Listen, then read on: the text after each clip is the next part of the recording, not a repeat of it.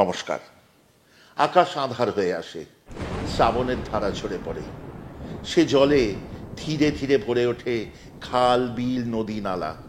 সে জল ক্রমশ উপচে আসে ধানের খেতে। গ্রামেগঞ্জে শিশুদের তখন বড় মজা।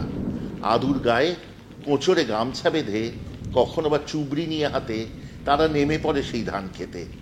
আজকে চারদিকে মাছ পাইছে যে, নদী, নালা, খাল, বিল থেকে সে মাছ উঠে এসেছে ধানের খেতে। সেই মাছ ধরতে হবে না, তারই মধ্যে একটি মাছ বড় জ্বালাতন করে, এদিক ওদিক বেয়ে বেয়ে চলে যায়। এমনকি শোনা যায় কখনো কখনো সে গাছে অবধি উঠে যায়। অনেক কষ্টে সে মাছ ধরে কোঁচড়ে ভরে বাচ্চাটি আসে দৌড়তে দৌড়তে বাড়ির পানে। পাড়াটি তখন ছায়া ছায়া হয়ে আছে। বৃষ্টিতে ছাট আসে জানলা দিয়ে, জানলার পর্দা ভিজে একসা। রান্নাঘরে বসে আছে মা, রান্নার আঁচের আগুন মার মুখে লক লক করে ওঠে। বাচ্চাটি এসে মুগ্ধ হয়ে তাকায় মায়ের মুখের দিকে। গর্জন তেল মাখা মা দুর্গার মুখের সাথে বড় জানি মিল লাগে সেই মুখটির। মাও তাকায় শিশুটির মুখের দিকে। সেই ভেজা মুখটি দেখে মনে পড়ে হঠাৎ অপুর কথা। কতদিন আগে দেখা সে পথের পাঁচালী। কড়কর করে বাজ পড়ে বাইরে, সে বিদ্যুতের আলোয় ঝলসে ওঠে চারিদিক, মায়ায় ভরে যায় চারিদিক। লিখিত হয় এক নতুন অপু আর নতুন দুর্গার গল্প, এক নতুন পথের পাঁচালী। বাচ্চাটি কোঁচড় আলগা করে দেয়, মাছ ছড়িয়ে পড়ে চারদিকে, বেয়ে যায় এদিক ওদিক। মা বলে, করিস কি, কাজ বাড়াতে হয় এমন বর্ষার দিনে? খুঁচিয়ে উনুন থেকে বের করে ছাই। সে ছাই বাটিতে ভরে, আঁশবটি নিয়ে যায় এবং মাছগুলিকে একত্র করে। এবার মাছ কুটতে বসতে হবে। তৈরি হবে কই মাছের কড়াই পাতুরি। চলুন শিখি।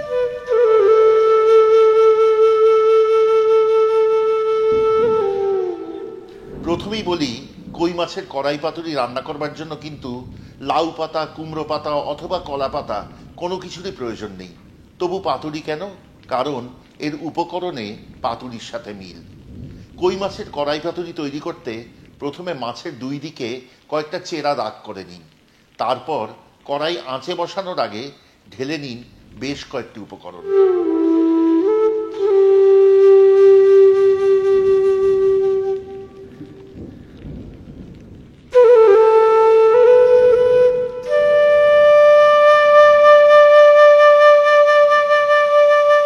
এবার কড়াইয়ে একে একে ঢেলে দিন আধ কাপের চেয়ে একটু বেশি পরিমাণ সর্ষের তেল। সাথে দিন 1 কাপ পরিমাণ টক দই, 2 থেকে 3 টেবিল চামচ পরিমাণ সর্ষে বাটা। আমি এখানে সাদা ও কালো সর্ষে সমান পরিমাণ একসাথে মিশিয়ে ব্যবহার করেছি। 1 চা চামচ লঙ্কার গুঁড়ো, 1 চা চামচ পরিমাণ হলুদ গুঁড়ো, 1.5 চা চামচ পরিমাণ কাশ্মীরি লঙ্কার গুঁড়ো, নিজের স্বাদ অনুযায়ী মাথা চেরা কাঁচা লঙ্কা, অল্প কয়েক দানা চিনি, স্বাদ অনুযায়ী নুন এবং 2-3 টেবিল চামচ পরিমাণ জল। খুব ভালো করে সবকটি উপকরণ মিশিয়ে নিন।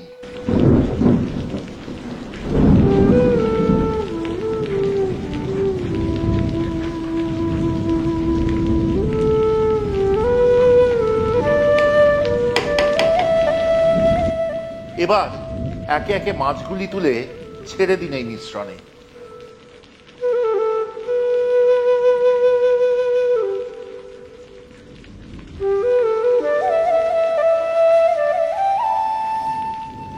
এবার প্রত্যেকটি মাছ একবার করে উল্টে দিন।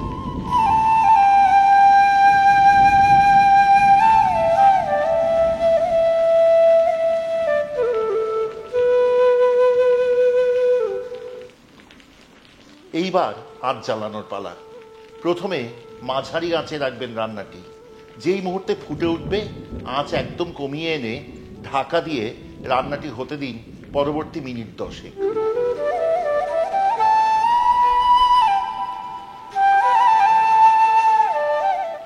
ফুটে উঠেছে রান্নাটি, এবার আঁচ কমিয়ে নিন এবং সাথেই ঢাকা দিন।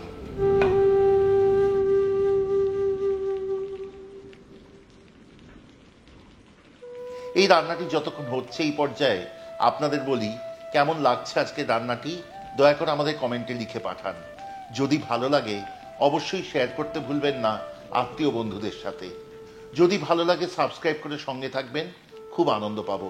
এবং যদি মনে করেন আমাদের চ্যানেলের সব রান্নার নোটিফিকেশন প্রথম পৌঁছবে আপনার কাছে, তাহলে দয়া করে বেল আইকনটি টিপে দেবেন।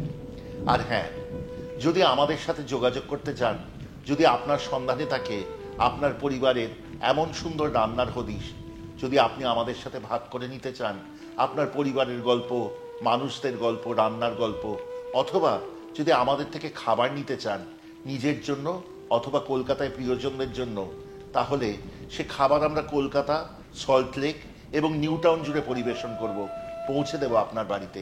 তার জন্য হোয়াটসঅ্যাপ বা ফোন কল করুন 6291834357 এই নম্বরে।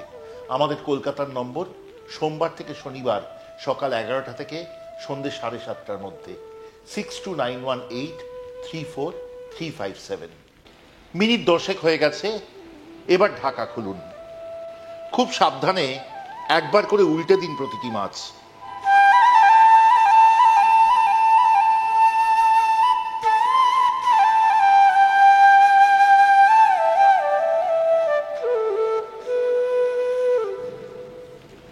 ওপর দিয়ে ছড়িয়ে দিন বেশ খানিকটা ধনেপাতা।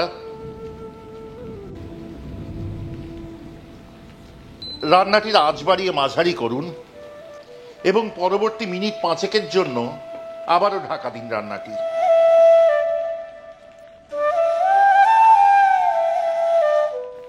আরো 5 মিনিট হয়ে গেছে। এইবার আঁচ নিভিয়ে কড়াইয়ের ঢাকা খুলুন।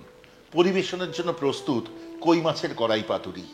এই রান্না কিন্তু পরিবেশন করতে হবে কেবলমাত্র গরম ভাতের সাথে।